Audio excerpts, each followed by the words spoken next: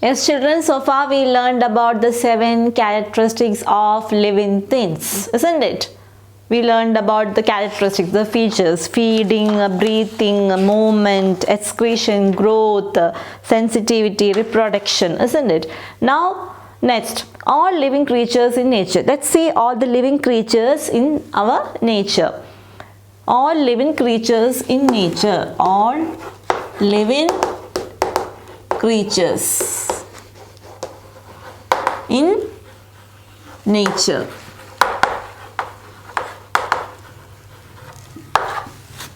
Creatures that live in air. First we learn creatures in air. Okay. The only animals that can truly fly are birds, insects, and one type of mammal, which is of course the bat. So the only animals that can really fly, they are birds and insects. They fly.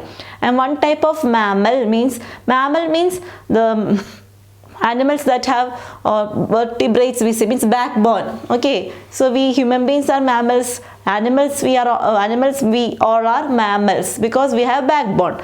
So bat also fly. Other animals manage to travel the air by gliding from great height.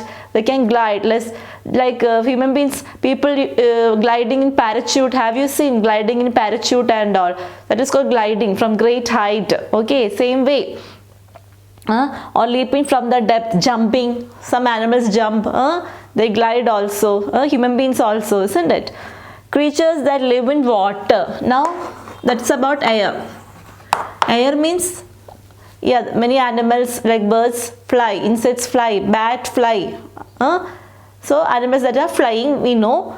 Then now the creatures that living in water. We know fish, they all live in water. Ducks also, they swim in water.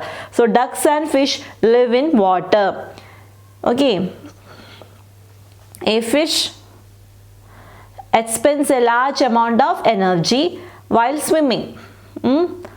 A fish uses up a large amount of energy. While swimming, it needs energy. For swimming, it needs energy.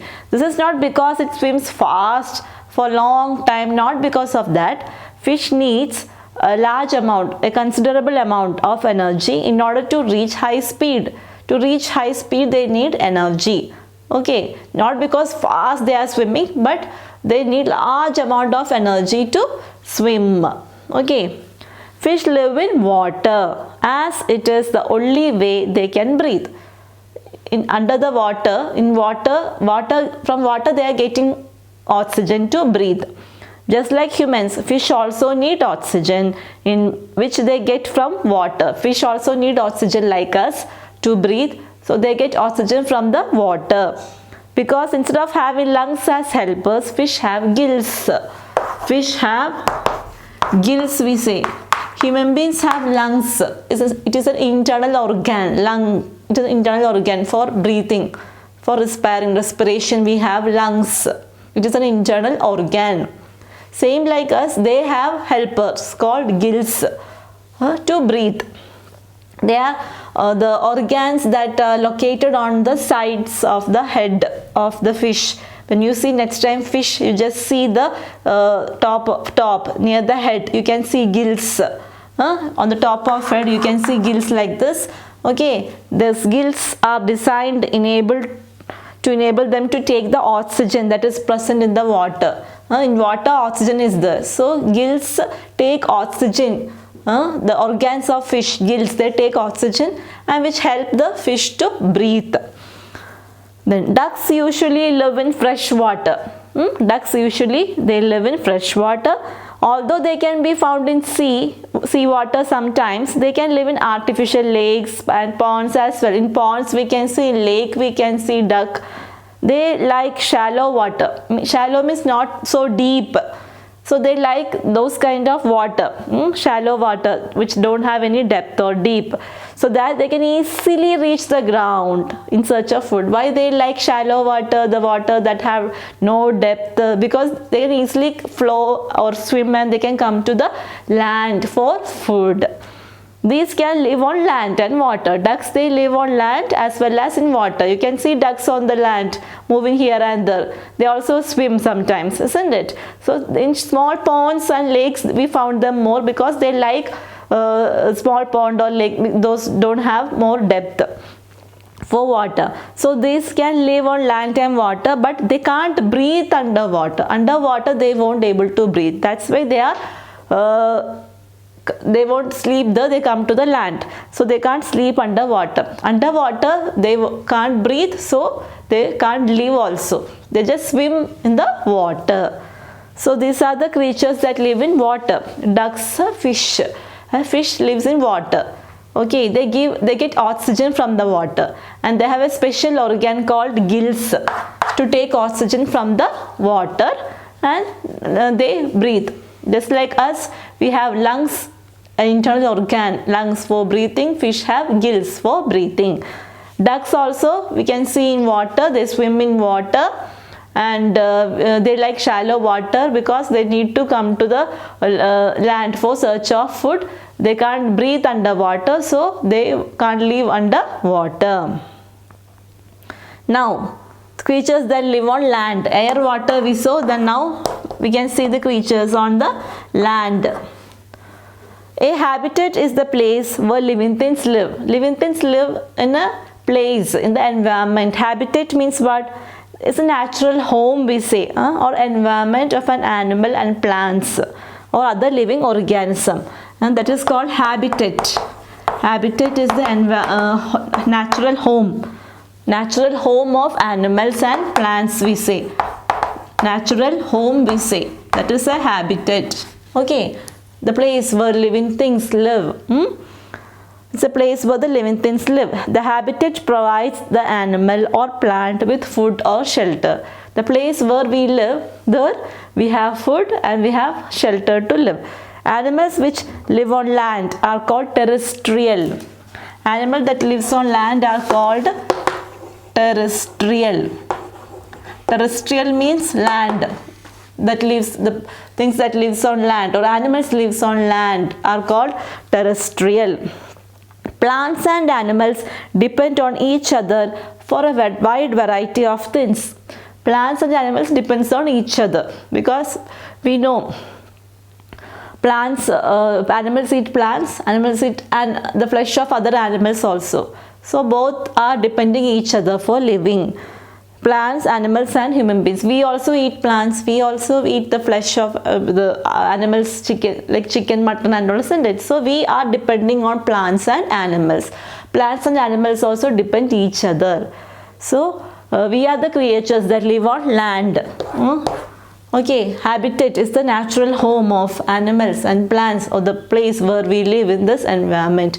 They provide us food and shelter. We all are depending each other, plants, animals and human beings to live. So that's about all creatures in nature. Creatures in air, birds and insects, creatures in water, fish, duck, creatures on land, plants, animals and human beings. So in air we saw about birds, insects and all. They fly. Bats also fly. Then water we saw fish and duck. Fish lives inside the water. They get oxygen from the water. They breathe using the organ gills. The duck, they can't live underwater, so they won't live under the water. They can't breathe. They swim on shallow water. They come to the land for food. Then land. Land means plants, animals and human beings. We are living on land, isn't it? We all are living on land, and we in the other land where we live or the habitat where we live, they give us food and shelter. We depend on each other. Plants, animals, human beings depend on each other to live. So these are the creatures living in nature. Air, creatures in air, creatures in water, creatures in land. Okay, yes children, so coming to the next topic is wild animals. So you know about wild animals, the animals that live in jungles, in forest we say, isn't it? Wild animals. The animals that live in forest, isn't it? Various types of wild animals are found in the forest of India. Since primitive days, in the ancient olden days, earlier days, the wild animals have close relationship with the mankind. You know, in the earliest age or ancient age, old age, early man time, that time, you know, These human beings and wild animals, they have a close relationship. They not like now. Those days, they both had a close relationship. The major wild animals of India are elephant, tiger, lion, rhino, bear, etc. They live in dense forests, thick forests. They live this kind. Now if we go there, we get fear, isn't it? Not like earlier days in the olden time when people were not there that much. They used to live in jungles. These human beings, they don't know how to make shelter or house and all using cement bricks and all. That time they used to live in the caves, in the forest. So that time these human beings have a relationship with animals. Very olden days, centuries back. Okay. So wild animals, we have lion, tiger, rhino, bear, etc. And they live in thick forest. Now we have some other animals which we keep as our pet. Dog, cat, rabbit, we keep them as pets. Some birds also, lovebirds we say. They are called pet animals. They are called pet animals, isn't it? And there are some other animals that that are so useful to us in many ways. Some animals gives us milk, animals gives us eggs, wool. They are very useful to us. Some animals helps in transporting goods. They carry loads for human beings. Okay, they are useful animals we say. And some animals we keep in farm. They are called farm animals, or we can say domestic animals. Okay, pets are there. Then we have domestic animals also. Domestic animals and pet animals. Some animals are kept by men in their houses. They are called domestic animals. For example, the cow, the goat, the dog and the horse are domestic animals. They live in our houses. Domestic animals are kept for various purposes. These animals we keep in the houses, and that's why they are called domestic animals for various purposes. Goat gives us milk. Okay, dog guard the house, they protect us. Okay, then horse carry us. They are useful to us. Then they are very useful to us. They help us in different ways. Some domestic animals are not very useful, but they are kept as pets. As pet. Okay, for example, cat, rabbit, they all are pet animals. So that's about domestic and pet animals. So we learned about creatures live in air, water, land. Then we learned about wild animals, we learned about domestic animals, and we learned about pet animals also, isn't it? Now we just last part.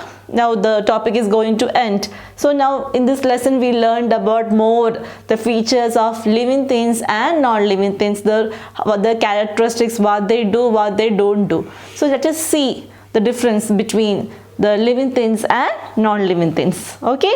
Yes children, so now we are going to see the differences between living things and non-living things. Living things, non-living things. Let's see. First one, living things can move, isn't it? That we learned already. Living things can move.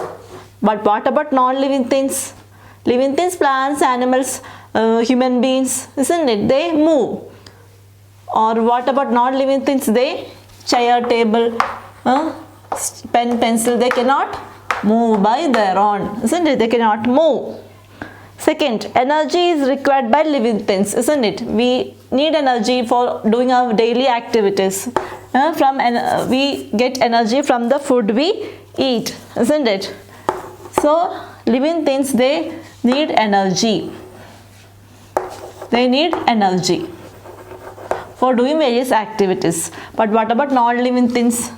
They do not need energy, isn't it? They do not need energy. Then third one, living things are capable of growth. Means living things, they grow. By eating food, they grow.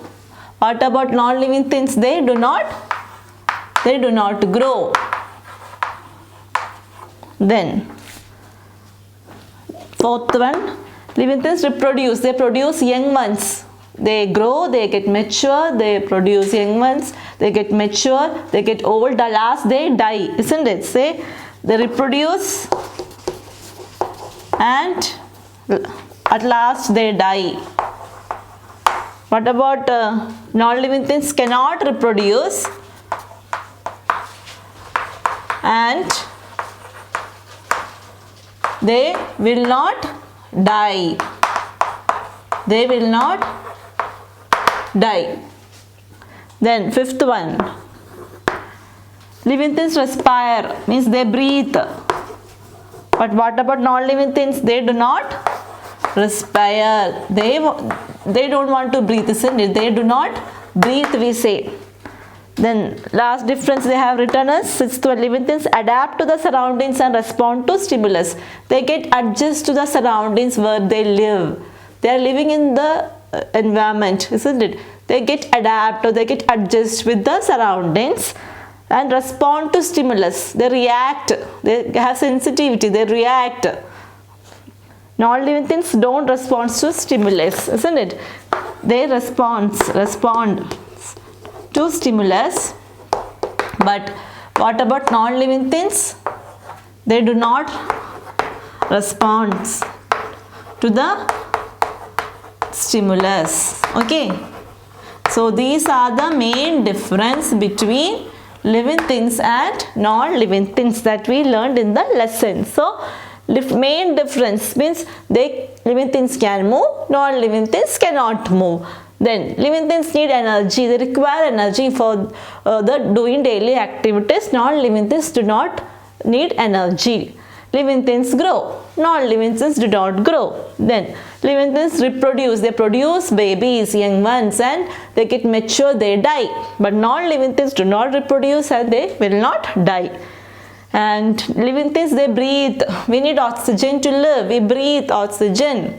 But non-living things, they do not respire. Living things respond to stimulus. They respond to the actions. Sensitive. They are sensitive. They show sensitivity. But non-living things do not respond to the stimulus. So these are the main differences between living things and non-living things. So it's time to recall. Children, let us see what all things we learned in the lesson. So just if we tell or if we discuss what all things we learned in the chapter things around us, we learned about things around us. There are many things around us. We can see pen, pencil, ball, TV, fans, lights, animals, plants, trees, sun, moon, stars, etc. Among this, some things are made by man, so they are man-made things like chair, table, fan, light. But some things are there which are not made by man. They are there in the nature, they exist in nature. They are called natural things like trees, plants, sun, moon, stars, isn't it? So in the natural things we have two, living things and non-living things. So living things means the things that have life, plants, trees, animals, human beings. But non-living things, they do not have any life. So they are objects that do not have life, like some things like pencil, pen, stone, car, ball, bat. They are all non-living things. So main things, points we learned about living things and non-living things. And we learned that living things can grow, they produce babies, they can move, they need air. Then we learned about non-living things, that they do not reproduce, they do not grow, they do not move.